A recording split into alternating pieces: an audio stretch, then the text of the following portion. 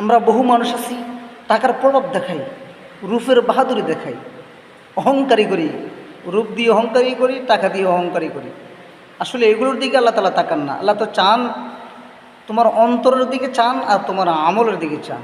তোমার অন্তর কেমন, অন্তরের ভিতরে মালিকের জায়গা আছে কি না, নাকি বিন দেশের লোকদের মহব্বত অন্তরের মধ্যে লুকায়িত আছে, নাকি অন্য কারো মহব্বত আছে। আর নেকামল কার জন্য, শুধু আল্লাহর জন্য নাকি অন্য কারোর জন্য? হাদিসটা হযরত আবু হুরায়রা রাদিয়াল্লাহু তাআলা আনহু থেকে বর্ণিত। তিনি বলেন, আন আবি হুরায়রা রাদিয়াল্লাহু তাআলা আনহু قال قال رسول الله صلى الله عليه وسلم إن الله لا ينظر إلى صوركم وأموالكم ولكن ينظر إلى قلوبكم وأعمالكم।